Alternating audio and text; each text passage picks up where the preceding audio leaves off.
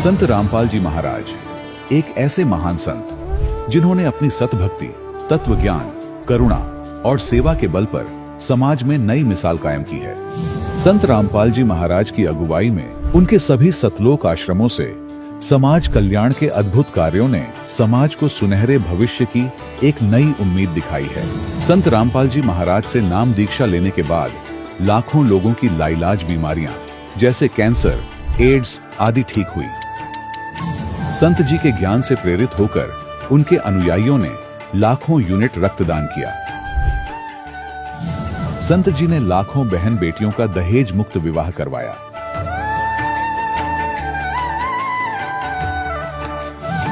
संत जी ने लाखों लोगों का नशा छुड़वाया, करोड़ों उजड़े परिवार बसे। संत जी के आश्रमों में समागम के दौरान निःशुल्क नेत्र चिकित्सा, दंत चिकित्सा प्रदान की जाती है।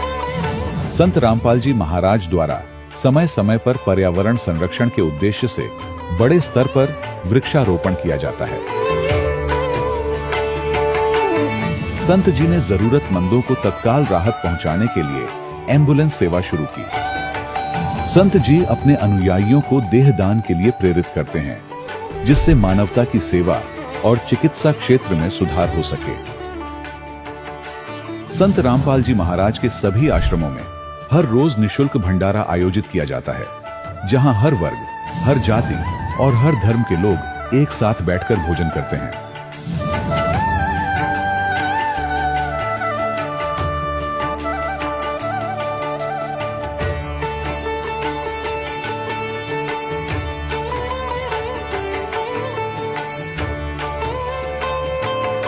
संत रामपाल जी महाराज के आश्रम में हजारों बुजुर्गों को सम्मान और प्यार के साथ जीवन जीने का अवसर मिलता है। उनके खाने, रहने और स्वास्थ्य की पूरी जिम्मेदारी संत रामपाल जी महाराज उठाते हैं। अनाथ बच्चों के लिए संत रामपाल जी महाराज के सभी आश्रम किसी वरदान से कम नहीं। यहाँ उन्हें शिक्षा, संस्कार और भविष्य के लिए बेहतर अवसर प्रदान किए जाते हैं। चाहे बाढ़ हो, भूकंप या महामारी, संत रामपाल जी महाराज और उनके अनुयायी हमेशा ही जरूरतमंदों के लिए सबसे आगे खड़े रहते हैं। कोविड महामारी के दौरान संत रामपाल जी महाराज के आश्रमों से करोड़ों लोगों के लिए भोजन, दवाइयां और जीवन रक्षक सामग्रियां उपलब्ध कराई गई। चाहे गरीब की मदद हो या किसी शोषित और पीड़ित वर्ग के हक और सम्मान की लड़ाई, संत रामपाल जी महाराज ने हमेशा ही उनकी दबी आवाज को सरकारों तक पहुंचाया है और उन्हें उचित न्याय दिलवाने में अहम भूमिका अदा की है। समाज में आध्यात्मिक और सामाजिक मूल्यों के प्रति जागरूकता लाने में संत रामपाल जी महाराज हर कदम पर मानवता के सच्चे सेवक साबित हुए हैं। संत रामपाल जी महाराज का जीवन हमें सिखाता है कि सच्ची सेवा वही है जो निस्वार्थ भाव से की जाए। आइए हम भी इस महान सेवा के कार्य में इस महान संत से जुड़ें और संत रामपाल जी महाराज से नाम दीक्षा लेकर अपने जीवन को धन्य बनाएं।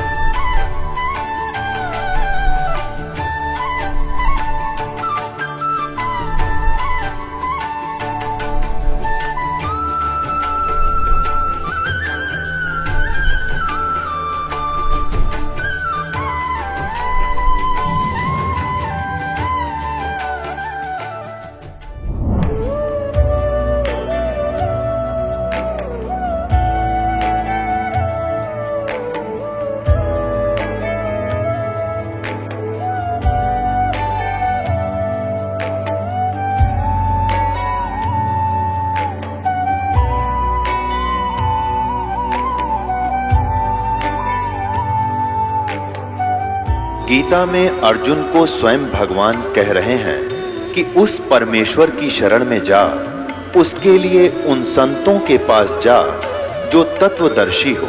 इसी प्रकार हजरत मोहम्मद को उनका अल्लाह कह रहा है कि कोई और पूर्ण परमात्मा है। उसको पाने के लिए उन तत्वदर्शी संत की तलाश कर। वो प्रभु कौन है, ये जानने के लिए कृपया अवश्य सुनिए जगत गुरु तत्वदर्शी संत रामपाल जी महाराज के अमृत वचन। सत साहिब दर्शकों, सोचिए अगर कोई व्यक्ति बचपन से ही परंपरागत भक्ति साधना में लीन हो और फिर भी उसके जीवन से दुख और बीमारियां दूर न हो, तो वो कैसा महसूस कर रहा होगा। दर्शकों, ऐसी ही कहानी थी हरियाणा की रहने वाली कैलाश जी की। कैलाश जी ने बचपन से ही हिंदू धर्म में सुख शांति प्राप्त करने के लिए देवी देवताओं, शेरावाली माता, हनुमान जी और भैरव बाबा की भक्ति साधना की। लेकिन अफसोस, इन्हें कहीं से भी सुख नहीं मिला और हार कर यह निराश हो गई। लेकिन दर्शकों, आज कैलाश जी का कहना है कि जब से मुझे संत रामपाल जी महाराज की शरण मिली है और मैंने संत रामपाल जी महाराज द्वारा बताई गई भक्ति साधना अपनाई है, तब से मुझे एक नया जीवन मिला है। अब मेरे और मेरे परिवार के जीवन में सच्चा सुख और शांति आ गई है। दर्शकों, आखिर संत रामपाल जी महाराज ने कैलाश जी को ऐसी कौन सी भक्ति विधि बताई जिससे उनके सारे दुख और परेशानियों का निपटारा हो गया है। आइए सुनते हैं कैलाश जी की कहानी उन्हीं की जुबानी। नमस्कार जी। सच्चाई। क्या नाम है जी आपका? कैलाश दासी गुड़गांव से। संत रामपाल जी महाराज से आपने नाम दीक्षा कब ली? संत रामपाल जी महाराज से हमने नाम दीक्षा 19 अप्रैल 2018 से। संत रामपाल जी महाराज से नाम दीक्षा लेने से पहले क्या आप कोई भक्ति साधना भी करते थे? हाँ जी, हम भक्ति करते थे। केसरमल बावरी की, हनुमान जी की और भैरू की, शेरावाली की, सभी देवी देवता को मानते थे हम जी। आप हिंदू रीति रिवाजों के अनुसार सभी साधनाएं करते थे, तो इन साधनाओं के करने से आपको क्या क्या लाभ प्राप्त हुए? सर, उनसे कुछ लाभ नहीं हुए, बल्कि हमारे बच्चे और परेशान रहते थे ना। छोटे छोटे बच्चे थे, उनको हम दुकान में लेके दुकानदारी चलाते थे, क्योंकि हम हमारे जो पति देव थे उनको सर में माइग्रेन का दर्द होता था। तब वे बोलते थे नहीं घर में टीवी चलेगा, नहीं लाइट जलेगी, और नहीं ये बच्चे बोल लेंगे।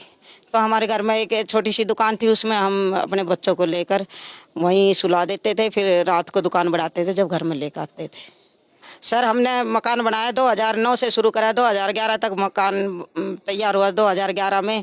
और फिर मकान तो बनाया था इसलिए कि हमें सुख सुविधा है, हम खुशी रहेंगे।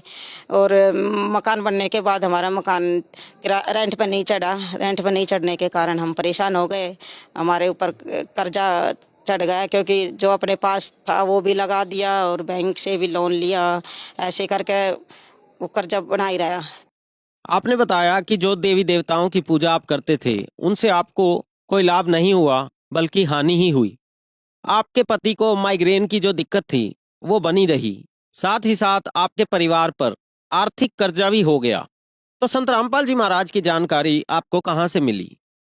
सर, हमारे अलवर से एक आंटी अंकल आए, उन्होंने हमें ज्ञान चर्चा हमारे से ज्ञान चर्चा करी, गुरुजी के बारे में बताया, संत रामपाल जी महाराज के बारे में बताया हमने, तब नाम दीक्षा ली। संत रामपाल जी महाराज से नाम दीक्षा लेने के बाद आपको कोई लाभ भी प्राप्त हुए? सर, पहला लाभ तो ये हुआ कि हमारे पति ने नाम लिया 15 अप्रैल 2018 में। उनको उसी दिन से गायब हो गया वो माइग्रेन। सर, मेरी बेटी को हर साल मतलब 2 साल तक लगातार 2 दिन बुखार हुआ, फिर टाइफाइड बता दे, टाइफाइड टीबी का रूप धारण कर ले। फिर हम जी किसी रिश्तेदार ने हमारे को बताया कि वहाँ ले चलो दुजाना में पक्का इलाज कर देते हैं। हम अपनी बेटी को दुजाना लेके गए तो वहाँ पे दुजाने वाले ने भी दवाई दे दी, इंजेक्शन लगा दिए 2। तब है ना उनको पलटियाँ नहीं लग रही थी। दुजाना वाले डॉक्टर से पलटियाँ और हो गई गुड़िया को। हम फ़ोन कर रहे, डॉक्टर साहब गुड़िया को पलटी होने लगी।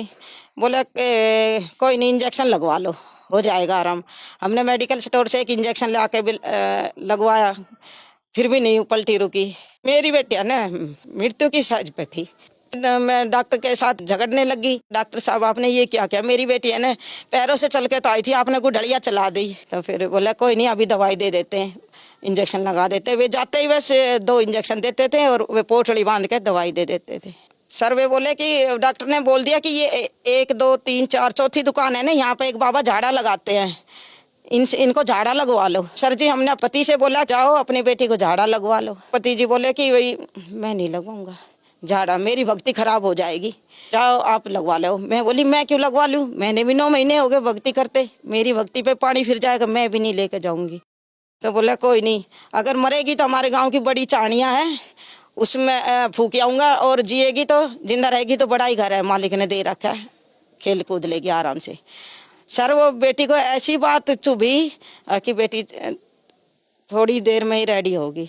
हम रिक्शा में बैठा कर ले आ रहे थे दुजाना, ये रोहतक हाईवे पे 1 किलोमीटर अंदर है दुजाना गांव। वहाँ हमारी बेटी रिक्शा में रोने लगी जोर जोर से। मैंने सोचा सर जी कि मेरी बेटी अब जाएगी। मैं बोली बेटी क्या हुआ? कुछ नहीं, मैं गुरु संत रामपाल जी महाराज की नाम दीक्षा लेना चाहती हूँ। तो मगर नियम निभा लेगी? हाँ सारे फॉलो करूँगी मैं। तभी सर जी मेरी बेटी को 80% आराम हुआ। उसी दौरान वो बेटी ने नाम दीक्षा के लिए तैयार हुई गुरुजी से नाम दीक्षा लेने के लिए, तभी उसको इतना आराम लग गया। सर जी मेरे को अभी 10वें महीने की 2022 में बुखार आ गया था ना।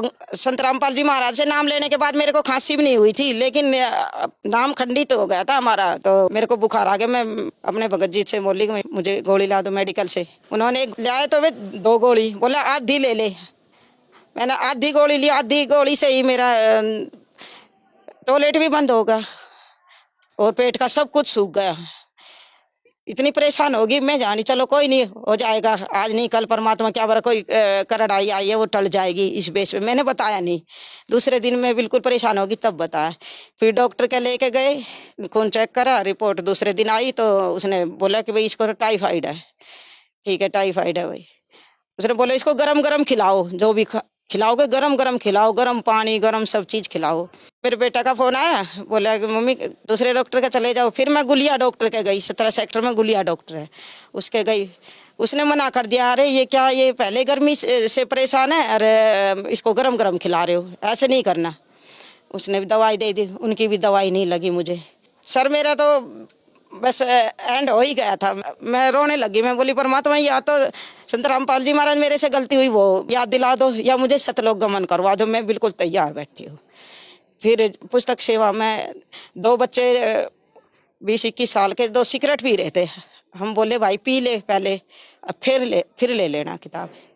इतना ही बोला था हमने, और फिर हम भूल गए और हमें पता नहीं चला ऐसे नामखंड होने से मेरे को ये दिक्कतें हुई। और संत रामपाल जी महाराज से नाम शुद्ध करवाते ही बिल्कुल ठीक हो गई। और तब मेरी दवाई भी लगनी शुरू हो गई, भूख भी लगना शुरू हो गई।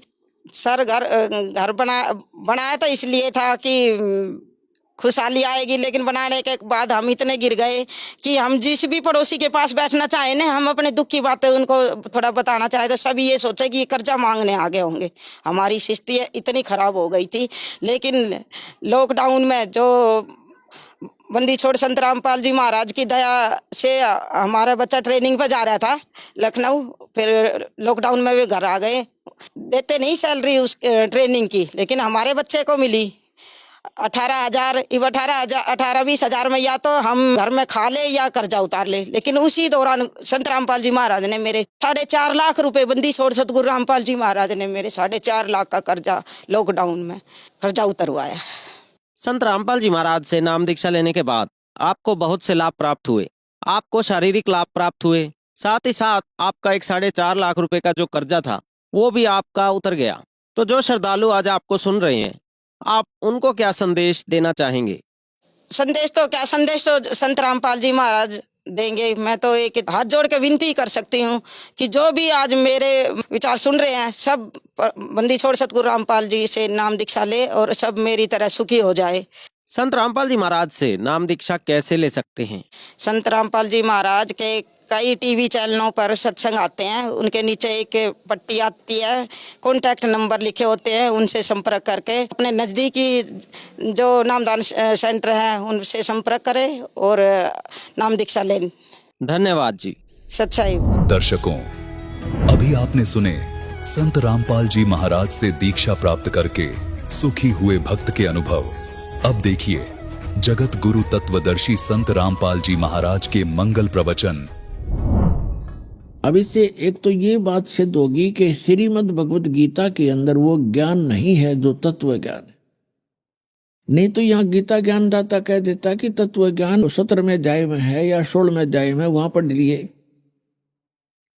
या एक अध्याय और बना देता 19वां। उसको खुद ज्ञान नहीं है, इसलिए उसने एक ऑप्शन छोड़ दिया है कि ये ज्ञान तत्वदर्शी संत ही बता सकते हैं, उनसे सुनो।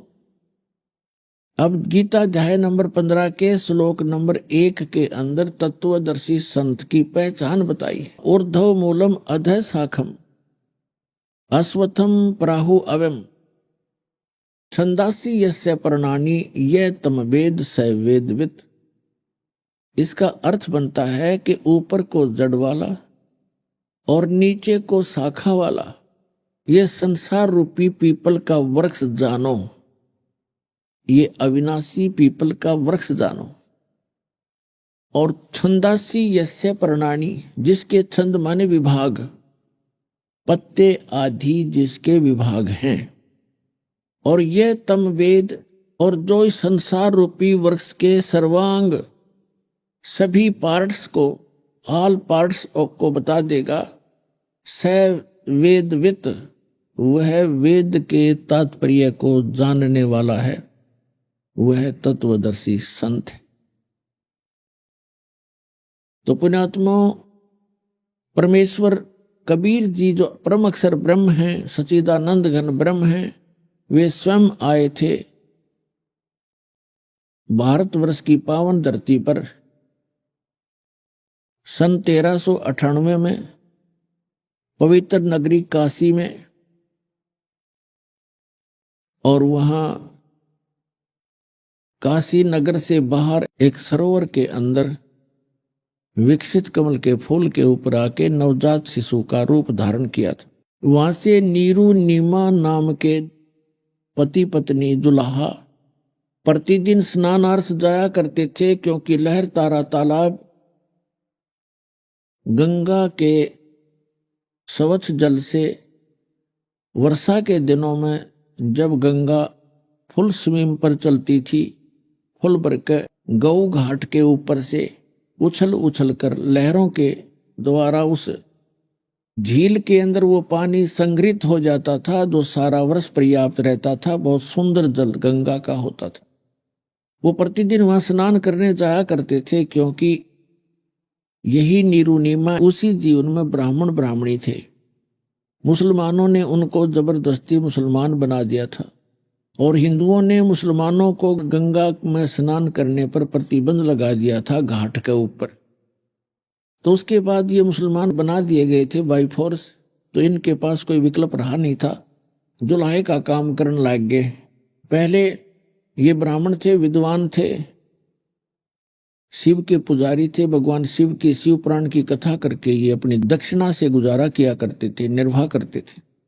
अब वो दक्षिणा बंद हो गई, जिस कारण से इन्होंने जुल्हे का काम करना प्रारंभ कर दिया था। तो वो प्रतिदिन उस लहर तारा तालाब के अंदर स्नान करने जाया करते थे। वहां परमात्मा सतलोक से आए, एक शिशु रूप धारण किया, नीरू नीमा उनको उठा ले गए। तो वहां परमात्मा धीरे धीरे बड़े हुए, 5 वर्ष की आयु में ही बड़े बड़े विद्वानों के छक्के छुड़ा दिए।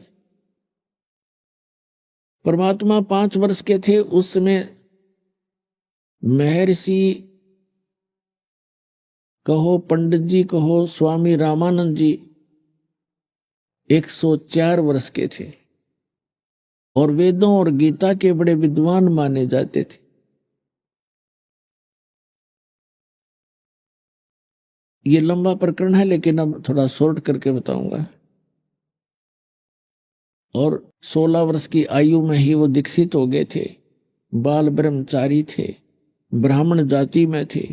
वहां लगभग 1400 उन्होंने शेष ऋषि बना रखे थे, जो उनके द्वारा बताए गए वेद और गीता और पुराणों के ज्ञान को आगे जनता में प्रवचन किया करते थे, बताया करते थे। जब परमात्मा 5 वर्ष के हुए, अब दास ये बताने जा रहा आपको कि तत्वदर्शी संत भी परमात्मा कबीर जी स्वयं ही थे। और उसके पश्चात जिन महापुरुषों को मिले वो तत्वदर्शी संत थे। कौन कौन? आदरणीय धर्मदास साहिब जी, आदरणीय मलुकदास साहिब जी, आदरणीय नानक साहिब जी, आदरणीय दादू साहिब जी, आदरणीय गरीबदास साहिब जी, गांव छुरानी, जिला झज्जर, हरियाणा वाले, आदरणीय गीसा दास जी, गांव खेखड़ा, अब जिला बागपत हो गया, बागपत, पहले मेरठ जिला था, उत्तर प्रदेश वाले। और फिर ये स्वामी रामानंद जी परमात्मा से परिचित होने के बाद फिर ये भी तत्वदर्शी संत बन गए थे, लेकिन परमात्मा मिलने से पहले की ये कथा आपको सुना रहा हूं। तो परमेश्वर ने स्वयं आकर के वो तत्व ज्ञान बताया था। उस समय परमात्मा तत्वदर्शी संत की भूमिका भी कर रहे थे, भगवान तो वो है ही हैं, और एक अच्छे नागरिक की भूमिका भी कर रहे थे, और एक अच्छे दास की भूमिका भी कर रहे थे। हमारे लिए एक उदाहरण पेश करके गए कि इस लोक में यदि आप मोक्ष चाहते हैं तो यहाँ की सब बकवादें, सब यहाँ के जो नकली सुख, इनसे मन हटाना पड़ेगा, तब आप यहाँ सफल हो सकोगे। तो क्या बताया था परमात्मा ने 600 वर्ष पहले तत्वदर्शी संत की भूमिका करते हुए? अक्सर पुरुष एक पेड़ है, सर पुरुष वाकी डारे, तीनों देवा शाखा है, 22 पात रूप संसारे। अक्सर पुरुष एक पेड़ है, निरंजन कहो, सर पुरुष कहो, इसे काल कहो, सर ब्रह्म कहो, सर पुरुष वाकी डार, और तीनों देवा, रजगुण ब्रह्मा, सतगुण विष्णु, तम गुण शिव जी, तीनों देवा शाखा हैं, ये पात रूप संसार। हम तो पात रूप के अंदर हैं, संसार तो, और जैसे एक उल्टा लटका हुआ संसार रूपी वृक्ष श्रीमद् भगवत गीता अध्याय 15 मंत्र 1 में बताया है कि तत्वदर्शी संत कौन होगा? जो संसार रूपी वृक्ष, जो ऊपर को जड़ वाला, नीचे को तीनों गुण रूपी शाखा वाला संसार रूपी वृक्ष है, और उसके पत्ते आदि सब विभाग हैं। गीता ज्ञानदाता ने सिर्फ इतनी जानकारी दी है कि ऊपर को ऊर्ध्व मूलम अधः शाखम अश्वत्थम पराहु अव्यम छंदासी यस्य प्रणानी, प्रणानी माने पत्ते, छंदासी माने विभाग हैं, खंड हैं, इसके विभाग हैं।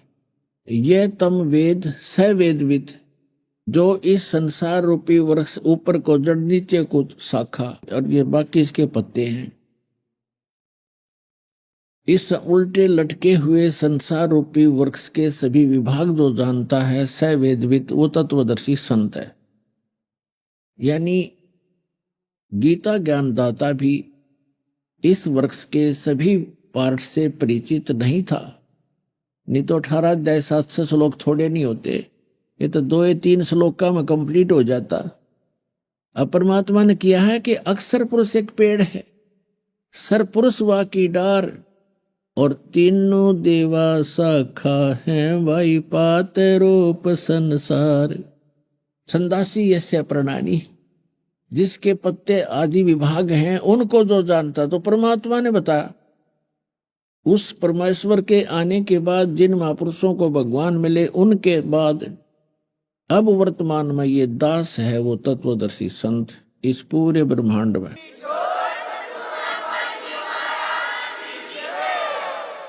पुण्यात्माओं, अपनी आप महिमा करना अच्छा सा नहीं लगता, लेकिन मेरी मजबूरी बन गई, क्योंकि हमारे भगवान ने भी अपनी जानकारी आप पर बताई थी।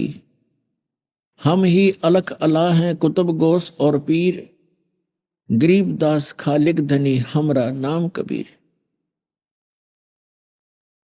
ए स्वामी सृष्टा में, सृष्टा माने सारी सृष्टि का रचने वाला, ए स्वामी सृष्टा में सृष्टि हमारा तीर, और दास गरीब, गरीबदास जी बता रहे हैं भगवान की महिमा। जैसे तुलसीदास जी ने श्री रामचंद्र जी की रामायण लाखों वर्ष पहले की घटना, जो कि तो अपनी सिंपल भाषा में चित्रार्थ कर दी थी, ऐसे ही परमेश्वर से परिचित होने के बाद आदरणीय गरीबदास साहिब जी ने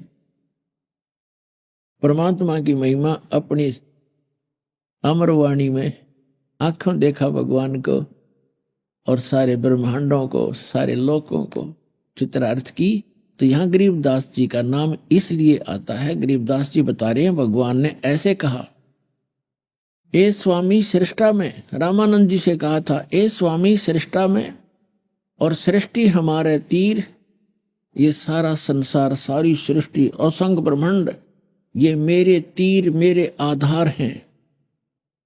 और दास गरीब अधर बसूं, परमात्मा कबीर जी कहते मैं ऊपर रहता हूं, अवगत सत्य कबीर।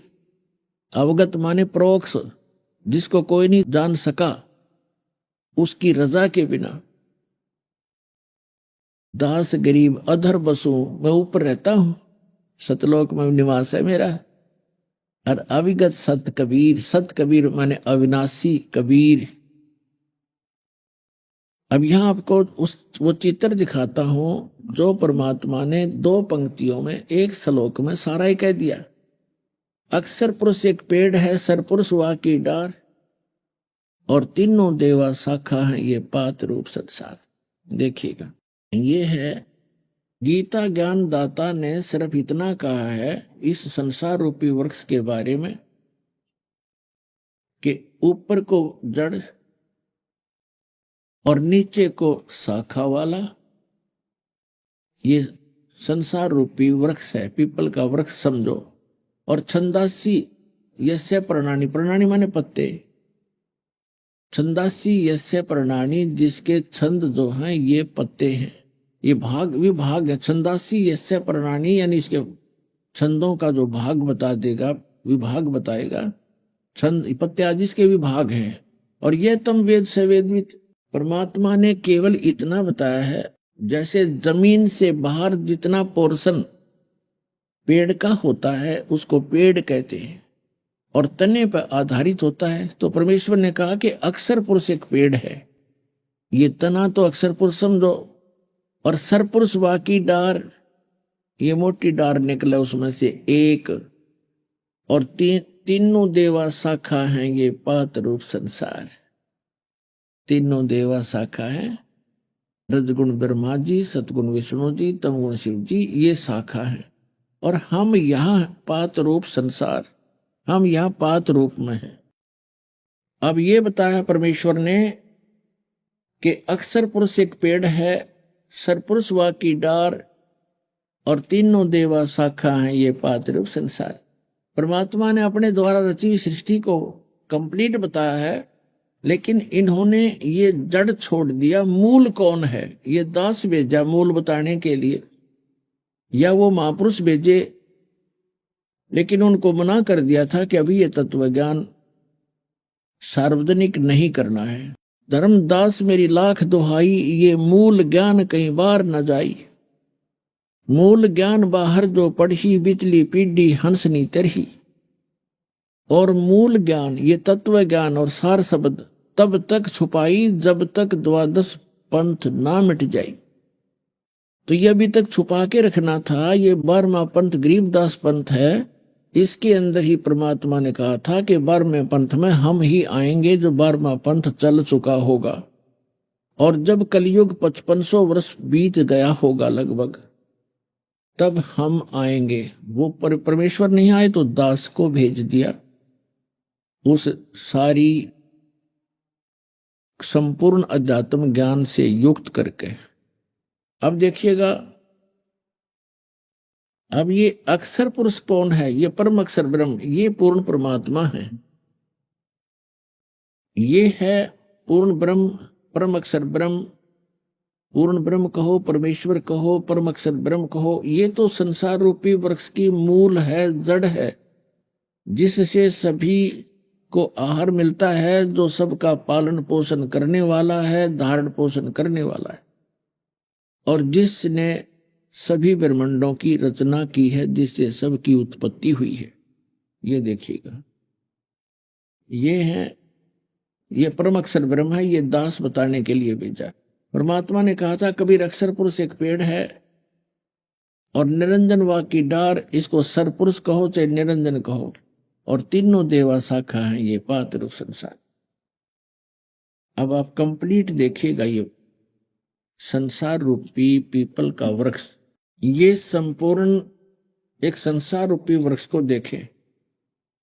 ये है कंप्लीट संसार रूपी वृक्ष। गीता ज्ञानदाता ने कहा कि ऊर्ध्व मूलम अधः शाखम, ऊपर को जल जड़ और नीचे को शाखा वाला ये संसार रूपी पीपल का वृक्ष अविनाशी कहा है।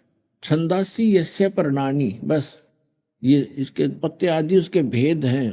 ऊपर को जड़ और ये शाखा और ये पत्ते इसके विभाग हैं। और जो इनको जानता है वह तत्वदर्शी संत है। तो परमात्मा स्वयं ही तत्वदर्शी संत बनकर आए थे और उन्होंने ये ज्ञान परमात्मा ने स्वयं बताया था। अपने द्वारा रची हुई सृष्टि को उन्होंने ही बताया था। तो प्रसंग चल रहा है पूर्ण सतगुरु की पहचान। इसमें कोई भाषा विशेष का विशेष योगदान नहीं है। कोई यूं कहे कि किसी को संस्कृत नहीं आती, वो कैसा संत कैसा विद्वान, नहीं। भाषा का काम अपने विचारों को दूसरे तक पहुंचाना, बस इतना ही पर्याप्त है। तो दास बताने जा रहा है कि परमात्मा 5 वर्ष के हुए, बड़े बड़े विद्वानों के छक्के छुड़ा दिए। एक स्वामी रामानंद जी का शिष्य विवेकानंद नाम के, वो कहीं सत्संग कर रहे थे, पंडित जी ब्राह्मण, और वो विष्णु जी के उपासक थे, क्योंकि स्वामी रामानंद जी वैष्णव परंपरा से जुड़े थे और विष्णु जी को अपना इष्ट मानते थे। अभी तक हम जो देखा करते थे, जो विष्णु जी को इष्ट मानकर अपना भक्ति साधना करता था, वो विष्णु जी को ही सर्वशक्तिमान बताया करता। और यहां तक कहा करते विष्णु जी ही ब्रह्मा का रूप धारण करके उत्पत्ति करते हैं, वही सतिथि करते हैं विष्णु रूप धारण करके, और वही शिव रूप धारण करके संहार करते। और जो शिव जी का पुजारी होते थे वो कहते थे भगवान शिव ही सर्वेश्वर हैं, सर्वेश्वा हैं, यही ब्रह्मा रूप में उत्पत्ति करते हैं, विष्णु रूप में सतिथि करते हैं और शिव रूप में ये संहार किया करते हैं। तो ये केवल दंत कथा थी, लोक वेद था, कोरी झूठ और बकवाद थी। ये अज्ञानी व्यक्तियों की सोच थी। अपने आत्मा, इससे पहले थोड़ा सा आपको और बता दूं कि एक दिन परमात्मा ने देखा कि गुरु के बिना मोक्ष तो किसी का होगा नहीं और परमेश्वर को कोई गुरु की आवश्यकता नहीं थी। इसलिए परमेश्वर कबीर जी ने हमारे लिए कि आने वाले समय में काल का दाव ना लग जावे, क्योंकि काल के मनमुखी पंथ बहुत चलेंगे जो श्रद्धालुओं को भ्रमित किया करेंगे, उसके लिए उन्होंने स्वयं गुरु धारण करना अनिवार्य समझा। उसके लिए परमात्मा जब 5 वर्ष की लीला में आयु में प्रवेश थे, उस समय 2.5 वर्ष के बालक का रूप बनाया। और स्वामी रामानंद जी 104 वर्ष के वृद्ध हो चुके थे। प्रतिदिन, गर्मियों का मौसम था, प्रतिदिन सुबह उठकर पंचगंगा घाट पर गंगा में स्नान करके प्रतिदिन आते थे और वहां से उनका आश्रम घनी दूर नहीं था, 5-4 एकड़ की दूरी पर ही उनका आश्रम था स्वामी रामानंद जी का। स्वामी रामानंद जी ब्राह्मण के अतिरिक्त किसी को दीक्षा नहीं देते थे, केवल ब्राह्मणों को शिष्य बनाते थे, उन्हीं को आध्यात्मिक शिक्षा देते थे।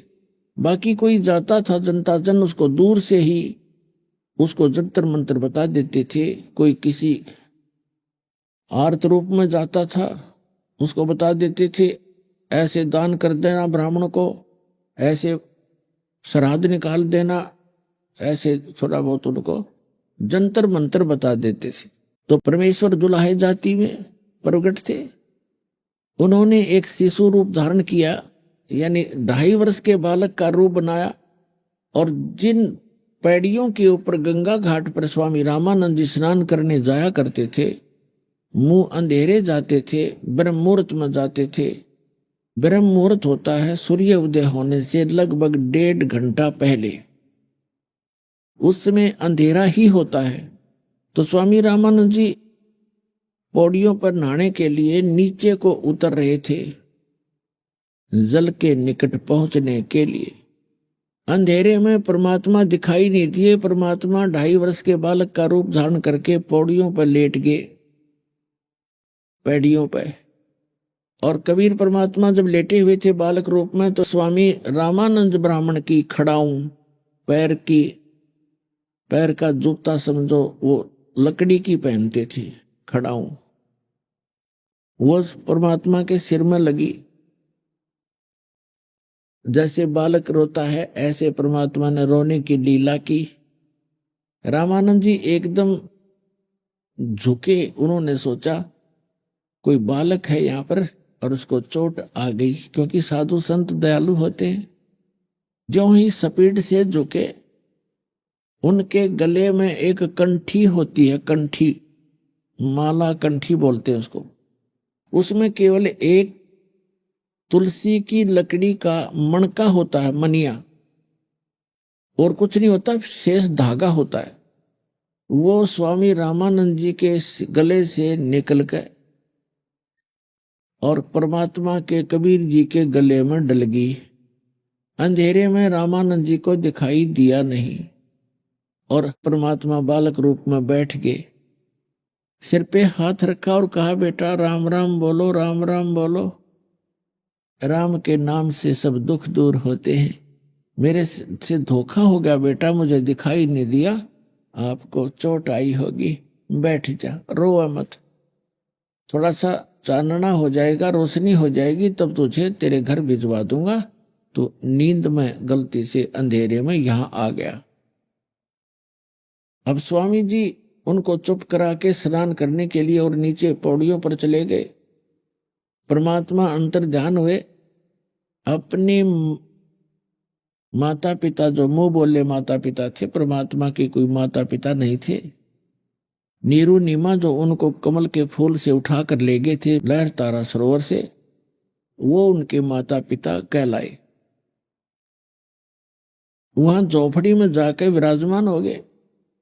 कुछ दिनों के बाद परमात्मा ने, कबीर परमेश्वर जी ने क्या किया, उस विवेकानंद जी को, जो स्वामी रामानंद जी के प्रसिद्ध शिष्य थे, वक्ता थे, श्री विष्णु जी के वो पुजारी थे, और विष्णु जी को सर्वेश्वर अविनाशी सब कुछ बताया करते थे। उनके सब स्थान और अक्षेत्र बांट रखे थे स्वामी रामानंद जी ने, क्योंकि इन्होंने तो रोजी रोटी ही उद्देश्य रखा हुआ था।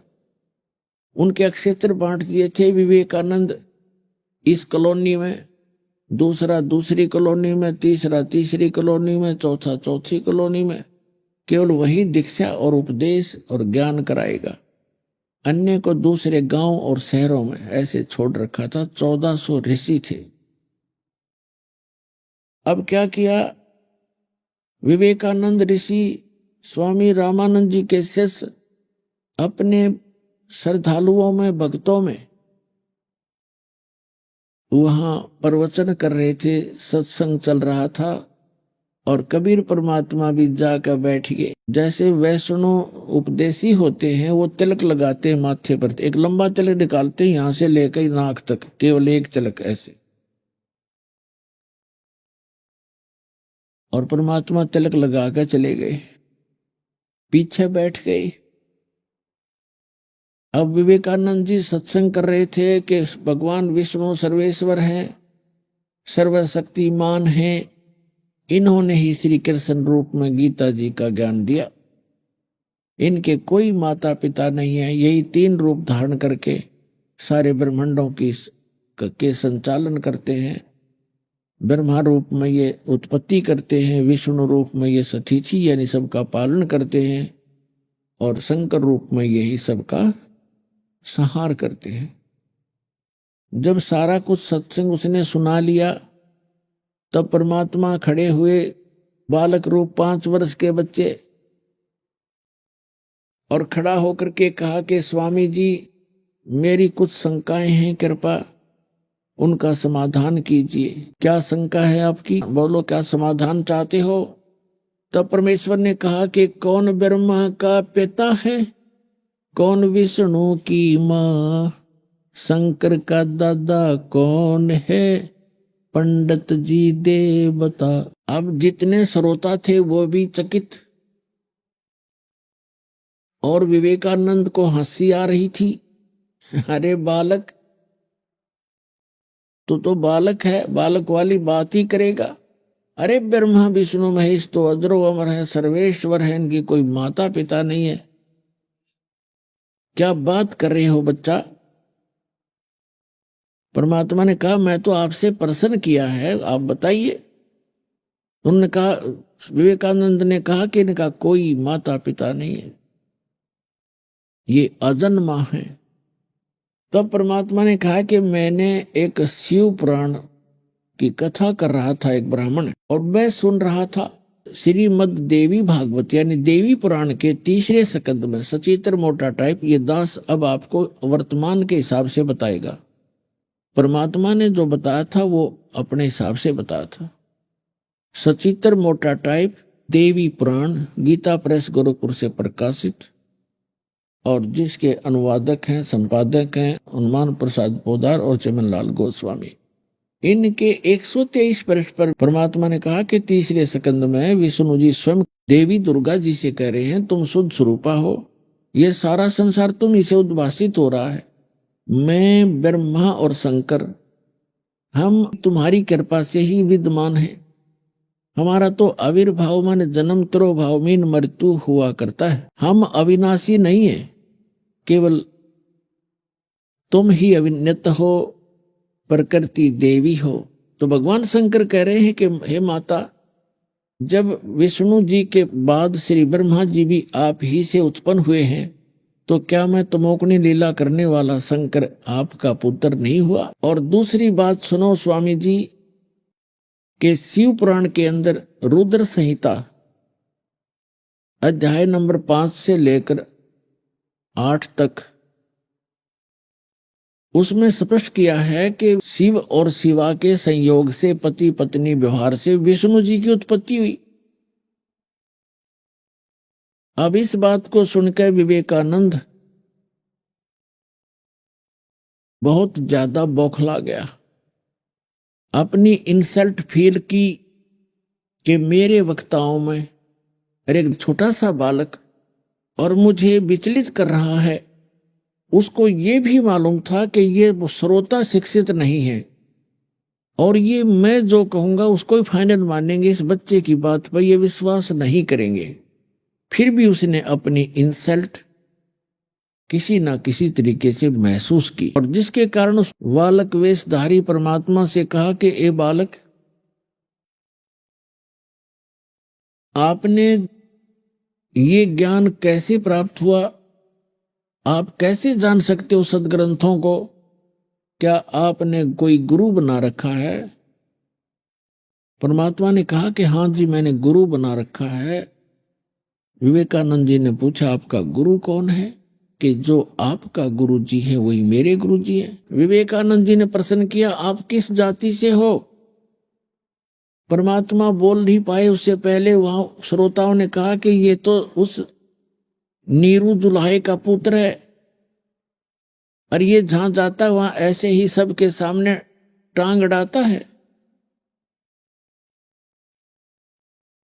तब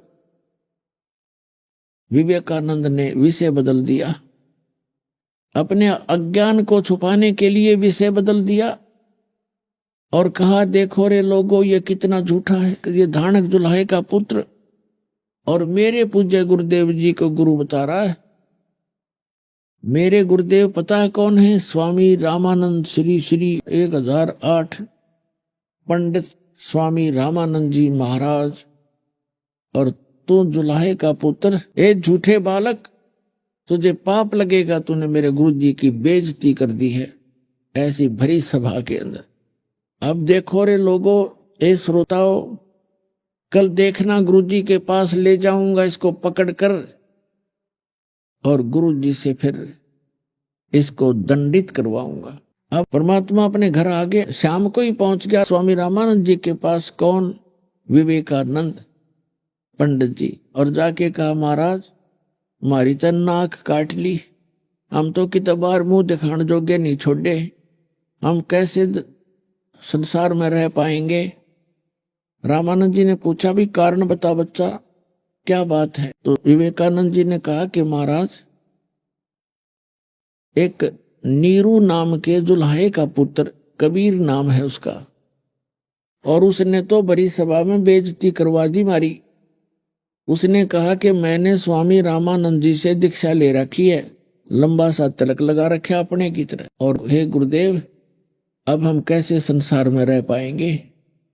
हमारी तो इज्जत का नाश हो गया। तो रामानंद जी बहुत दुखी हुए, कहने लगे वो झूठा है, मैंने किसी जुल्हाए के बालक को नाम दीक्षा नहीं दी, और कल लाओ उसको पकड़ के।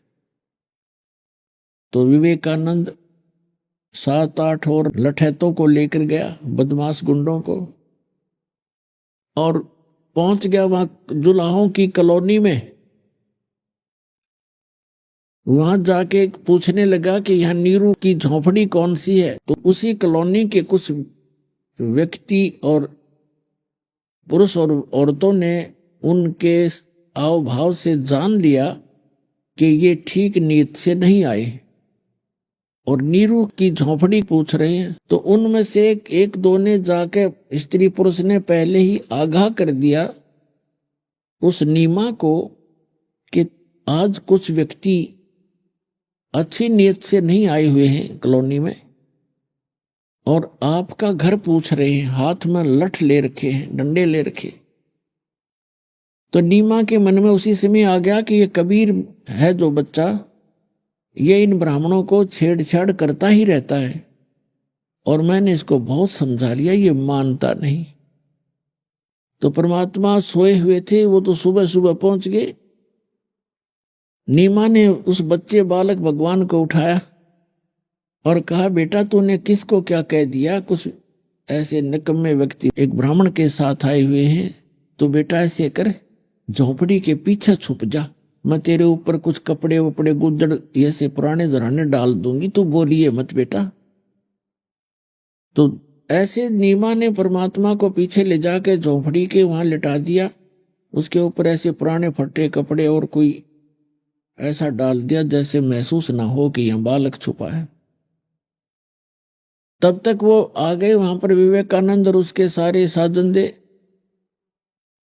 और कहने लगे तेरा बेटा कहाँ है, उसको बाहर निकाल। तो हाथ जोड़ करके नीमा कहने लगी, मेरे बच्चे ने क्या कोई कसूर कर दिया, कोई गलती कर दी, मैं धमका दूंगी, खुरका दूंगी, आगे नहीं करेगा ब्राह्मण।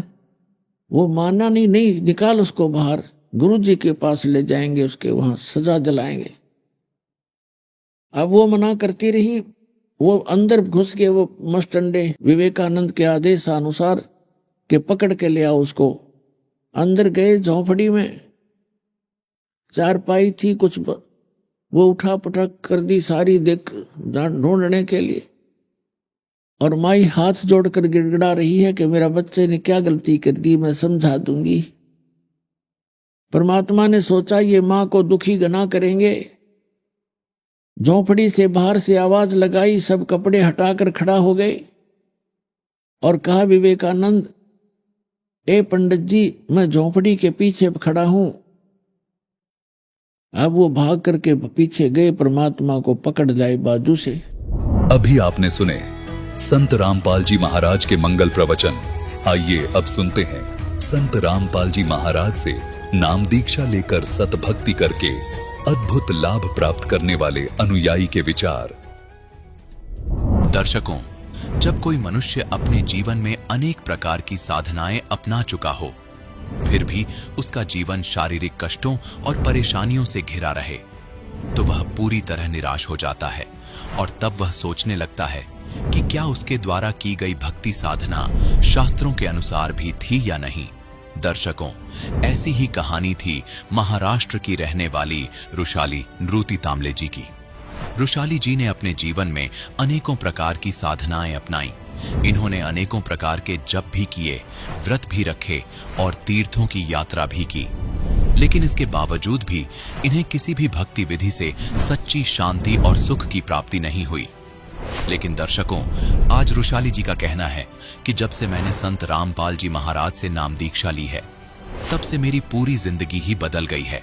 पहले मैं और मेरा परिवार कैंसर जैसी लाइलाज बीमारियों और अनेकों प्रकार की समस्याओं से जूझ रहा था, लेकिन संत रामपाल जी महाराज के द्वारा दी गई शास्त्र अनुसार भक्ति साधना करने से मुझे वो अमूल्य सुख और शांति मिली जिसकी मैं वर्षों से तलाश कर रही थी।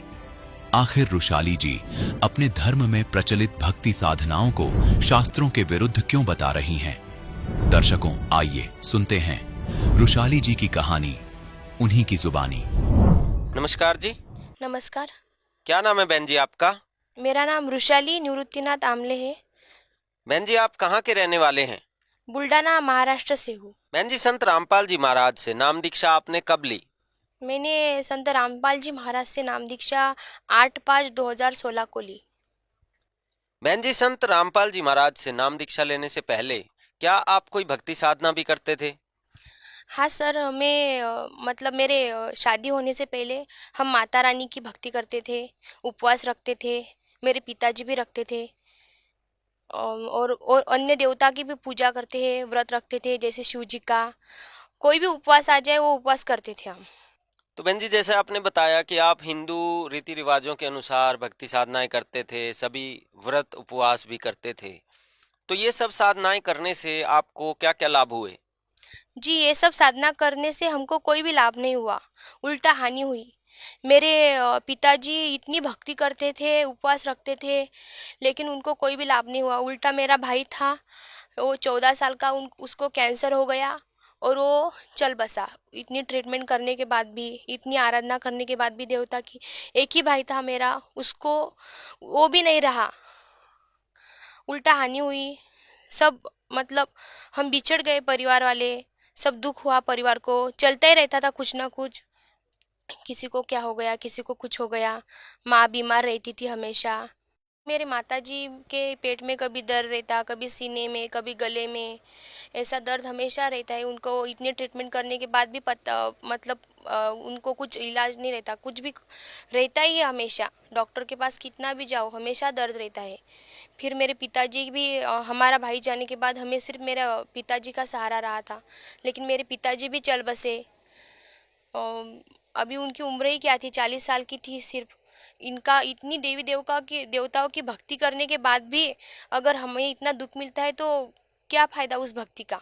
मेरे पिताजी इतनी भक्ति करने के बाद वो राधा स्वामी पंथ से जुड़े थे, फिर भी वो चल बसे ना। अगर नाम दीक्षा, राधा स्वामी पंथ से नाम दीक्षा लेने से वो उनकी उम्र ही नहीं बढ़ी, हमें छोड़कर वो चले गए, इतना दुख हुआ, तो क्या फ़ायदा उस भक्ति का। तो बहन जी, आपका कहने का मतलब है कि जो आप देवी देवताओं की भक्ति करते थे और आपके पिताजी जो राधा स्वामी ब्यास से जुड़े हुए थे और आप लोग भी देवी देवताओं की इतनी भक्ति कर रहे थे, उन सब साधनाओं को करने के बावजूद आपके एक छोटे भाई की डेथ हो गई। आपके पिताजी भी बहुत छोटी सी उम्र में, 40 साल की उम्र में ही आप लोगों को छोड़कर चले गए और आपके परिवार में दुख ही दुख थे। तो क्या आप ये कहना चाहते हैं कि हिंदू देवी देवताओं की भक्ति नहीं करनी चाहिए? नहीं सर, मैं ऐसा नहीं बोलना चाहती। उनकी भक्ति करनी चाहिए, लेकिन उनका भक्ति का तरीका अलग है। ये मुझे संत रामपाल जी महाराज की शरण में आने के बाद पता चला। उनकी भक्ति नहीं छुड़वाते हैं संत रामपाल जी महाराज, उनके मंत्र देते हैं, उन्हीं देवताओं के मंत्र देते हैं। उन्हीं के जाप से, सही मंत्र जाप से ही हमें लाभ मिलता है। पहले जो हम भक्ति साधना कर रहे थे वो गलत तरीके से कर रहे थे। अभी संत रामपाल जी महाराज के शरण में आने के बाद पता चला सही भक्ति साधना क्या है।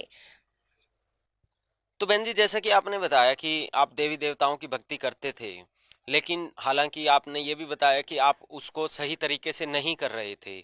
उसके बाद आप संत रामपाल जी महाराज की शरण में आए, तो संत रामपाल जी की जानकारी आपको कैसे हुई? जी, संत रामपाल जी महाराज की जानकारी मेरे ससुर जी को हुई। वो संत रामपाल जी महाराज का सत्संग देख रहे थे टीवी पर।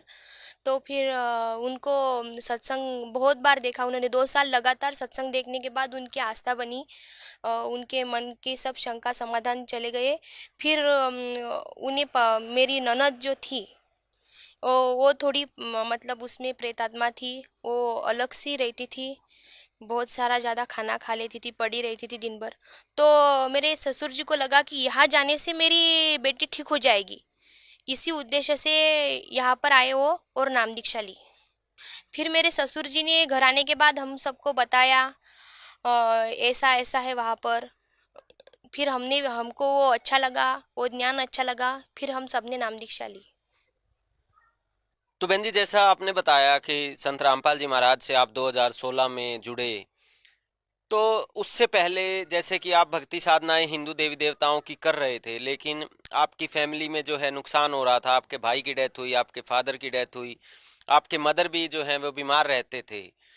तो क्या संत रामपाल जी महाराज से जुड़ने के बाद आपको कोई लाभ प्राप्त हुए? हाँ सर, संत रामपाल जी महाराज से नाम दीक्षा लेने के बाद हमें, हमारे परिवार को बहुत सारे लाभ प्राप्त हुए।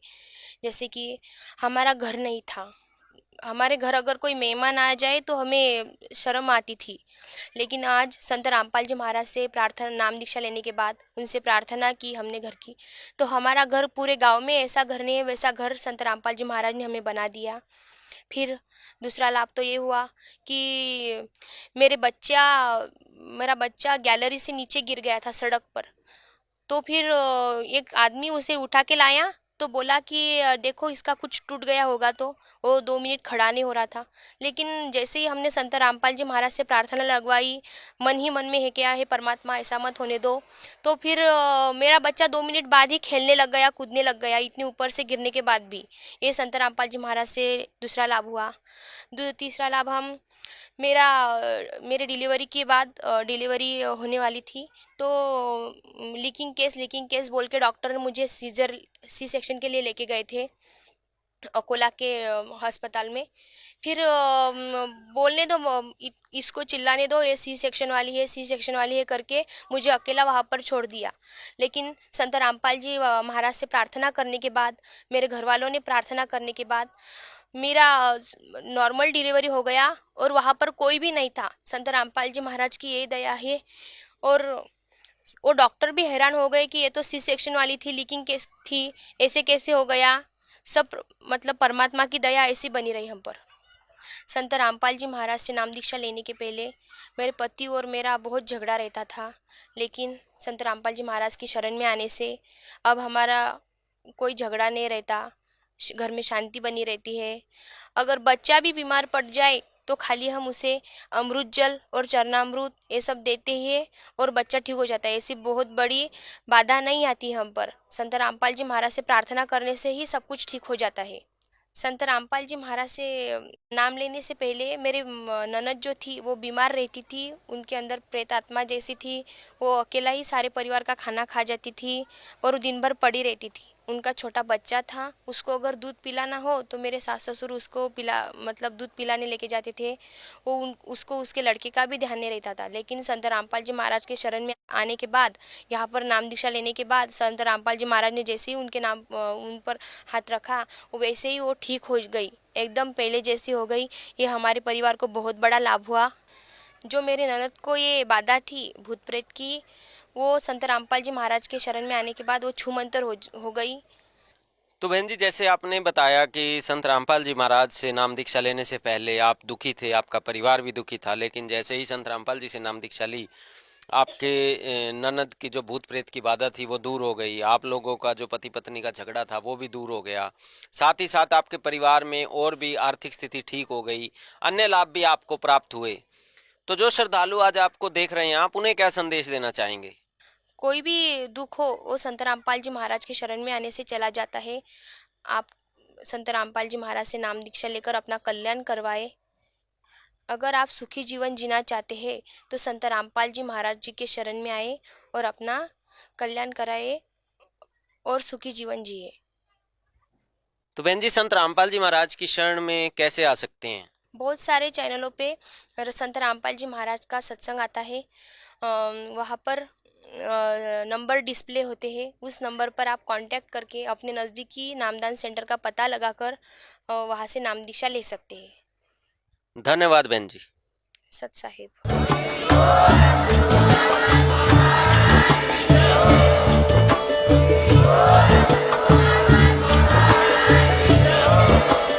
आप सुन रहे थे जगत गुरु तत्वदर्शी संत रामपाल जी महाराज जी के मंगल प्रवचन। अधिक जानकारी के लिए विजिट कीजिए हमारी वेबसाइट www.jagatgururampalji.org।